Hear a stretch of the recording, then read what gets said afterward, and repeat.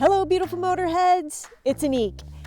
So, is the new FortNine movie worth watching?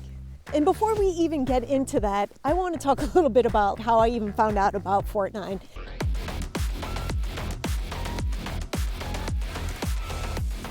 As you can see, it is the middle of winter. It's cold, and it's about 21 degrees. And if you are Fahrenheit, and if you are international, then we're talking about, I think, negative 20 Celsius. That's neither here nor there. So, is the FortNine movie worth watching? Well, what might be a little bit humorous is that I didn't even know that FortNine existed until this year.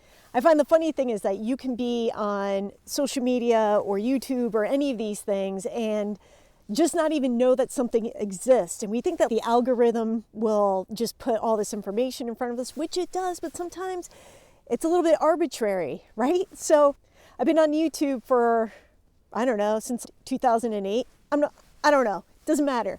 But the fact is that FortNine had never even crossed my algorithm or any of my suggestions. So a friend goes to me, we were talking about feroce and the channel and doing these videos, the podcast and all that. And they're like, you should really make your videos just like FortNine. And I'm like, FortNine? I'm thinking in my head, like, Fortnite? Like the video game? I'm like, I was so confused. I was like, what is this person talking about?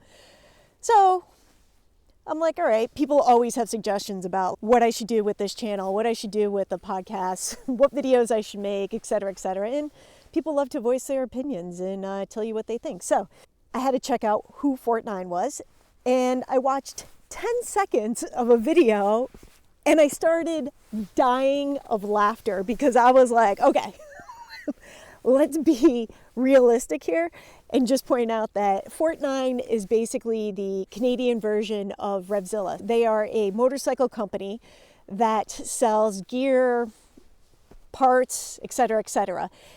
They have a huge budget and they've been doing their video work for at least 10 years.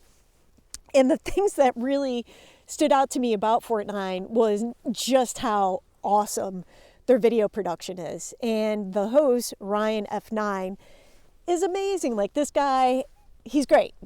If you haven't caught any of these episodes or if you've never followed FortNine, and I know you're probably like, Annick, you're a day late, $1 short, and I get that because they have almost 2.5 million subscribers, which is a lot. That also means that, most people don't subscribe to channels, so they probably have 5 million viewers all the time, which is a lot of people worldwide. And their videos are excellent. They're so well produced. They do a lot of what I would call edutainment on motorcycling, and they really are able to distill complex motorcycling scientific ideas to a very playful, fun explanation.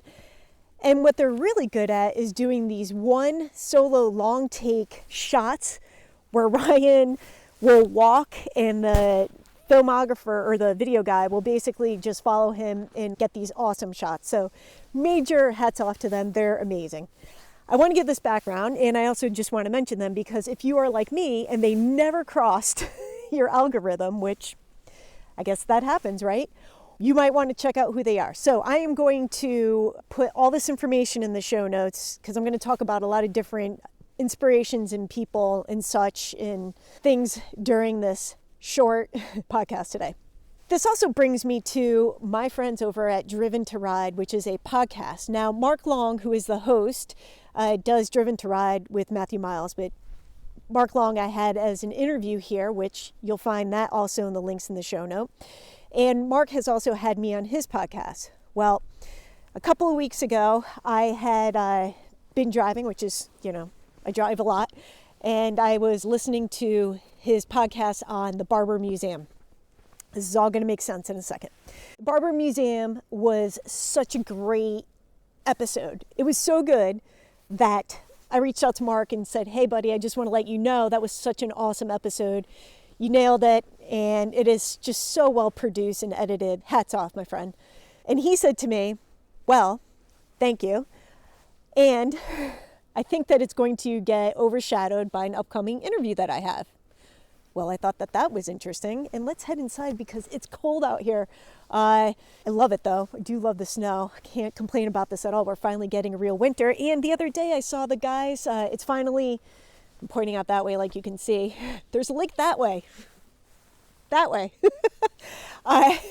And the guys have started to take out the ice racing bikes and have studded tires and all that, and are basically doing ice racing, which was super fun to go past one of the lakes around here and see people going brah, brah, brah.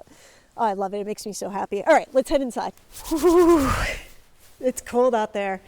Okay, so Mark had told me that there was going to be this interview. He didn't say who it was, and I was on a long drive, so I was listening to it, and he interviewed FortNine. And I have to say, this episode of Driven to Ride is fantastic. I thought the Barber Museum one was really good. I think you're going to love the Barber Museum one and also this FortNine one.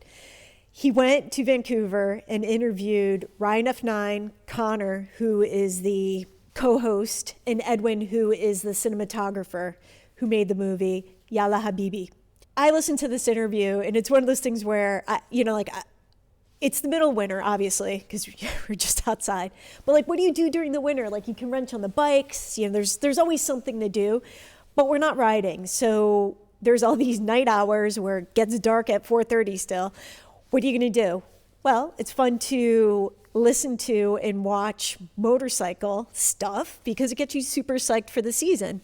And I listened to this interview and I got so excited. I have not, at the point that I had watched the interview, at the point that I had listened to the interview, I had not yet watched the movie.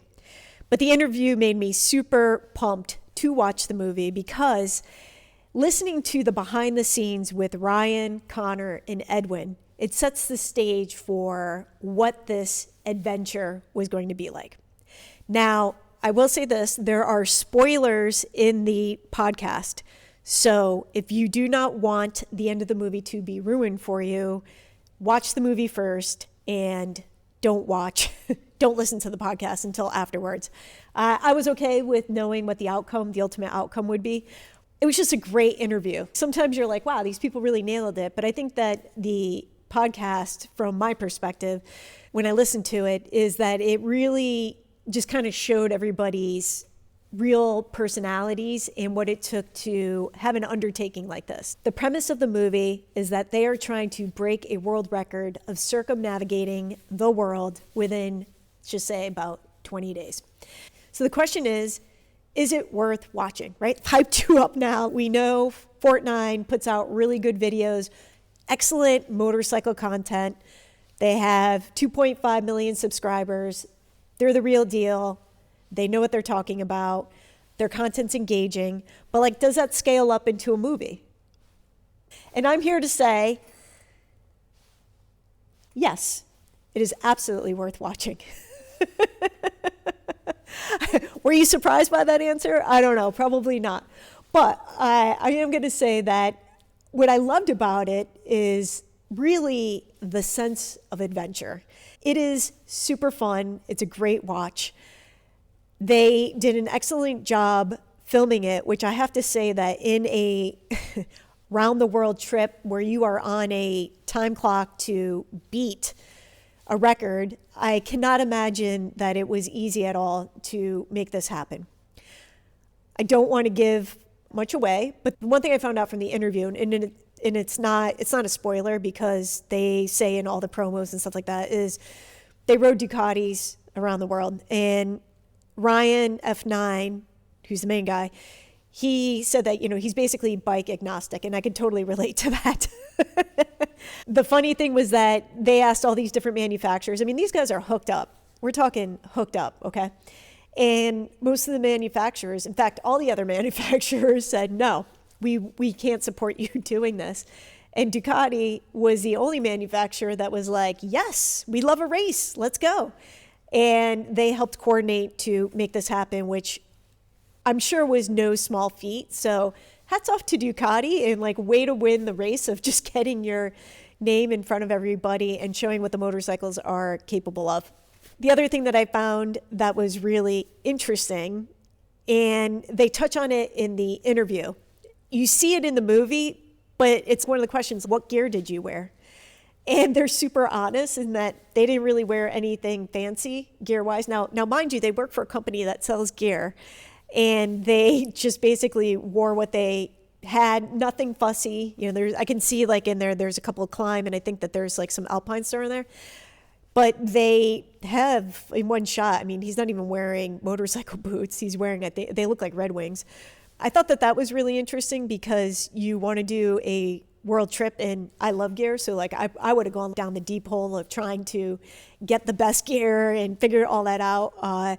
So I think it's really funny that they did this trip in nothing fancy. And honestly, it looks like their helmets are a little bit old. So I also thought that was funny. And they made it work, right? And it kind of goes back to sometimes you just don't need fancy stuff to have an adventure. I think we're a little bit jaded in that of trying to get the newest and best.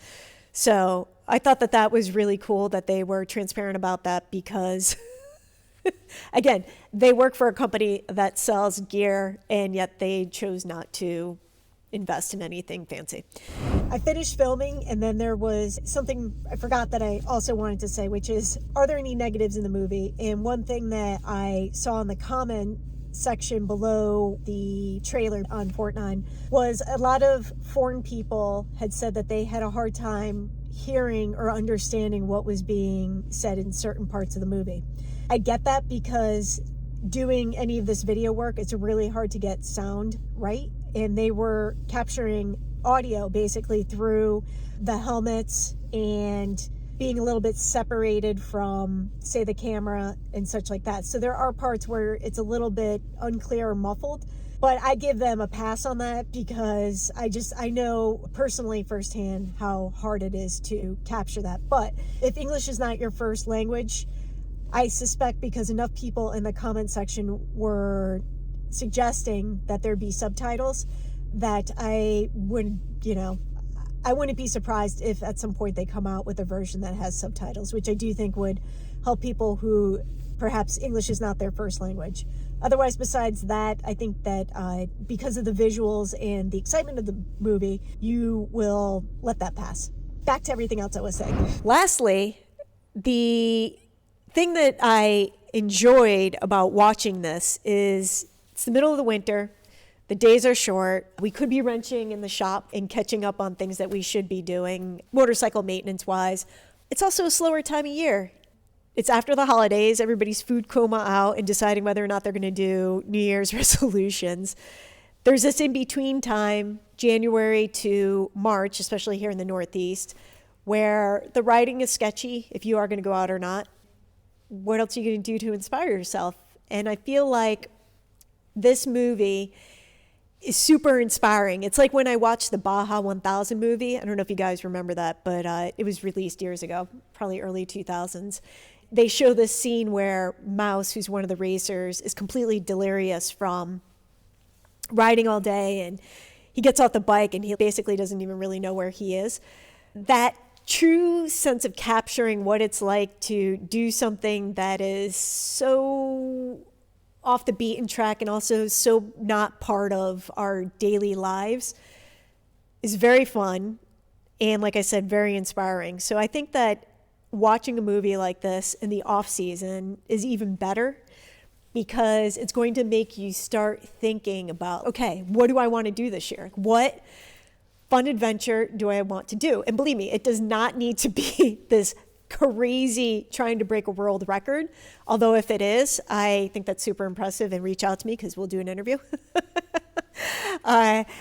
Or if it's just a small adventure of leaving the house and doing a overnight somewhere, or deciding to have an adventure in building a new bike, or whatever it might be, I think that this movie will inspire you to do something. I just want to say, hats off to the FortNine team because you guys killed it. Very entertaining, very fun. I'm never disappointed by their videos. It's obvious that there's so much thought that goes into creating any of their content, and also the fact that they have a full-time filmmaker it just really elevates these videos and movies to a whole nother level. And the reason why I initially had said, is it worth watching? You have to pay for it. And it's $9.99 US dollars. Totally worth it. And you're not renting it. When you pay the $9.99, you are actually buying it, and you can watch it as many times as you want. I think this would be super fun, that if you do a bike night or you have any gatherings with your friends, this would be a fun, awesome movie to show. I'm going to have all the links in the show notes to the various content that I referred to, both with FortNine and with Driven to Ride. Follow them both. I love sharing stuff that inspires me or I'm totally into motorcycle-wise, because like I said, they were not on my radar, and that is crazy. I know. But this is how the internet works. So if there is some kind of motorcycle content that you love, throw it down in the show notes and let's share, so that we can kind of create this web of people sharing, what they like watching, who they're into, and help promote some of these other channels and content creators out there. And if you even want to promote yourself, I don't have a problem with that. So go right ahead. If you want to be like, I've got a great YouTube channel and I got 5 subscribers, I would love to have more, put it in the show notes. All right, we'll check you out. I also want to bring up that I am leaving within 24 hours to fly out to California to go to the AIM Expo. That is the motorcycle dealership show. If there is anything product, gear, or motorcycle wise that you would like me to cover, also let me know in the show notes or DM me, because I love a mission, and I'm going to be there underneath the media pass. So that means that I'm going to get the first look at the products with the manufacturers. And I obviously love that. But I would also like to ask some questions that you guys want to know, because sharing is caring, people. And let's make this a year of sharing our favorite motorcycle content creators, and also getting psyched for the upcoming season. And now, if you are in an area where you can ride year long, hats off, my friends. But I'm keeping this one on because it's a wee bit chilly in the shop. If you like what you heard today and you would like to support the show, we always appreciate that. And you can buy me an oil change at Buy Me a Coffee. Until next time, ride smart. Ciao.